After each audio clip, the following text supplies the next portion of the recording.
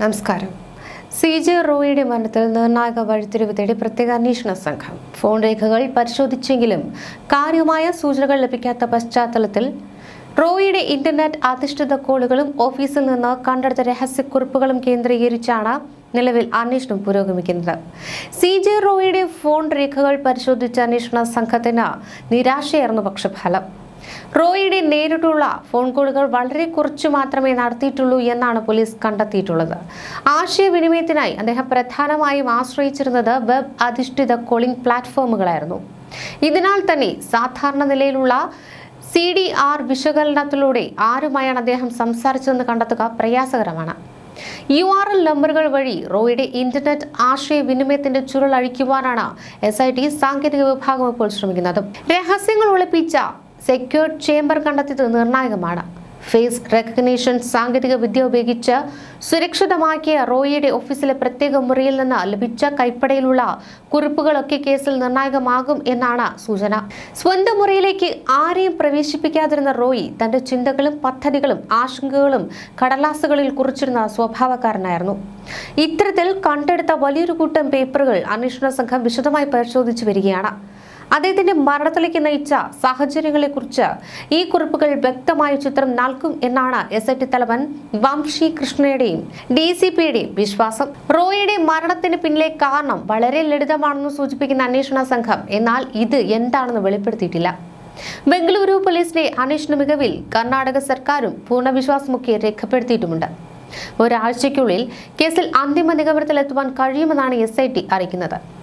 പക്ഷേ ഈ ഒരു വിഷയത്തെക്കുറിച്ച് റിട്ടയർഡ് SP ജോർജ് ജോസഫ് ചില കാര്യങ്ങൾ വ്യക്തമാക്കുന്നുണ്ട്. കടബാധ്യത ഇല്ലെങ്കിലും ദുബായിലും കേരളത്തിലുമുള്ള റിയൽ എസ്റ്റേറ്റ് പദ്ധതികൾക്കായി രാഷ്ട്രീയ നേതാക്കളിൽ നിന്നും സിനിമാ മേഖലയിൽ നിന്നുള്ളവരിൽ നിന്നും റോയി നിക്ഷേപം സ്വീകരിച്ചിരുന്നു. കേന്ദ്ര ഏജൻസികളുടെ വലയിൽ റോയി കുടുങ്ങുമെന്ന് സംശയിച്ച് ചില നിക്ഷേപകർ പണം തിരിച്ചു ചോദിച്ചത് സമ്മർദ്ദം കൂട്ടുവാൻ കാരണമായി എന്നാണ് പല മാധ്യമങ്ങളും റിപ്പോർട്ട് സൂചിപ്പിക്കുന്നത്. ക്രിസ്റ്റൽ ഗ്രൂപ്പ് മുതൽ ഒരു സാധാരണ ജീവനക്കാരനായി വന്ന റോയി കഴിഞ്ഞ 2006 മുതൽ ഏകദേശം 19-20 വർഷം കൊണ്ടാണ് ഇത്രയും വലിയൊരു സ്വത്തുക്കളുടെ ഉടമയായി എന്നാണ് പറയാൻ കഴിയുക. അങ്ങനെ സാമ്പത്തികമായ വലിയ ആർഭാടം നടത്തിയ വ്യക്തിയാണ്. പണത്തിന്റെ മൂല്യം അറിയാവുന്ന ആൾ, കഷ്ടപ്പെട്ട് പണമുണ്ടാക്കുന്ന ഒരാൾ ഒരിക്കലും ഇതുപോലുള്ള ഒരു ആർഭാട ജീവിതത്തിലേക്ക് പോകില്ല.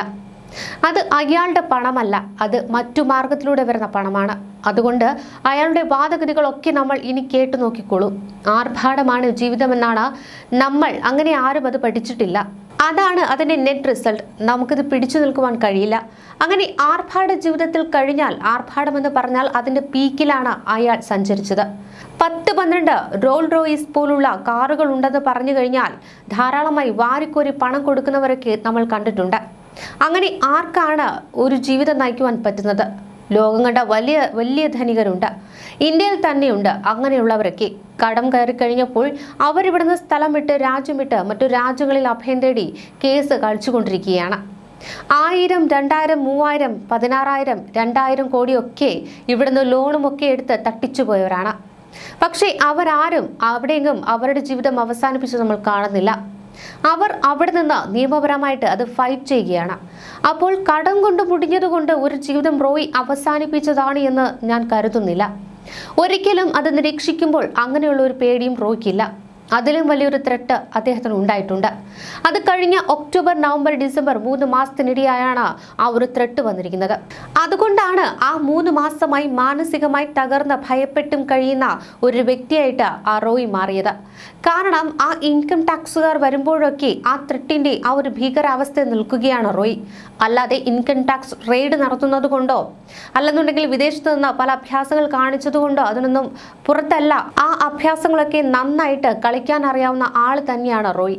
പക്ഷേ അദ്ദേഹത്തിന്റെ കൂടുതൽ കൂലംകഷമായി നമ്മൾ അദ്ദേഹത്തിലേക്ക് മരണവുമായി നോക്കുമ്പോൾ അദ്ദേഹം എന്തിനാണ് ചെക്കോസ്ലോവേയിലെ അല്ലെങ്കിൽ അതിന്റെ ഒരു ഭാഗമായി മാറിയ സ്ലോവാക്യയിലെ ഒരു ഇന്ത്യയിലെ ഒരു അംബാസിഡർ പോലെ $2 ലക്ഷം കൊടുത്ത് ഒരു പദവി സമ്പാദിച്ചത്?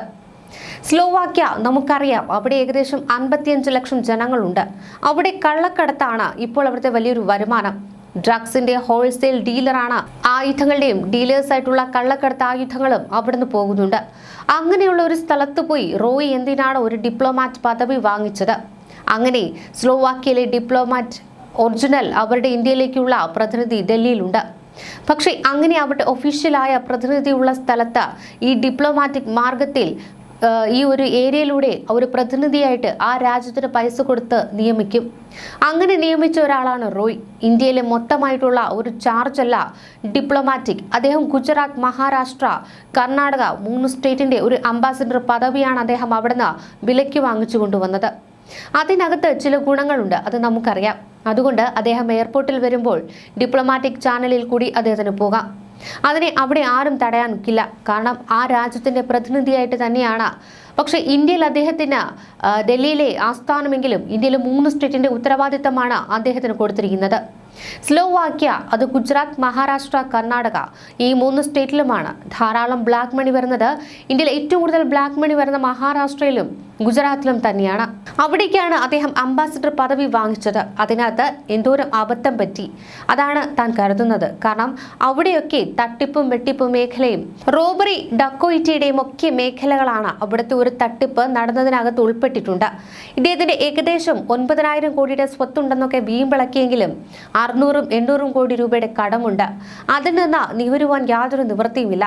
അങ്ങനെയുള്ള റോയ് ഇതുപോലുള്ള 3 സ്റ്റേറ്റിന്റെ ഒരു ഡിപ്ലോമാറ്റിക് പദവി മറ്റു രാജ്യത്ത് നിന്ന് വില കൊടുത്ത് വാങ്ങിച്ചിട്ടുണ്ടെങ്കിൽ ഇവിടെ എന്തോ നോട്ടമിട്ടിട്ടുള്ളത് പോലെ തനിക്ക് തോന്നുന്നു. ബ്ലാക്ക് മണി ഏറ്റവും കൂടുതൽ ഒഴുകുന്ന സംസ്ഥാനങ്ങളാണ് ഇത് 3. അവിടെയുള്ള രാഷ്ട്രീയ മേധാവികൾക്കൊക്കെ കോടിക്കണക്കിന് രൂപയുടെ വരുമാനമുണ്ട്. ആ പണം എങ്ങോട്ടെങ്കിലും ഡൈവേർട്ട് ചെയ്യണം. അങ്ങനെയുള്ള ഒരു ഡൈവേർഷൻ റോയിയുടെ അടുത്ത് വന്നു. റോയ് കൈനീട്ടി അത് സ്വീകരിച്ചു. കാരണം റോയ് കടം കൊണ്ട് മുടിഞ്ഞു നിൽക്കുന്ന ആളാണ്. പക്ഷേ വെളിയിൽ അങ്ങനെയല്ല. സീറോ ഡെപ്ത് എന്നൊക്കെ പറഞ്ഞ് വാചകം പഠിച്ചുകൊണ്ട് നടക്കും. അതേസമയത്ത് ഭയപ്പെട്ടാണ് റോയ് കഴിഞ്ഞതും. 15ഓളം സെക്യൂരിറ്റിക്കാരെ കൂടെ കൊണ്ട് നടന്നതും അതിന്റെ ഭാഗം തന്നെയാണ് എന്നാണ് അദ്ദേഹം പറയുന്നത്.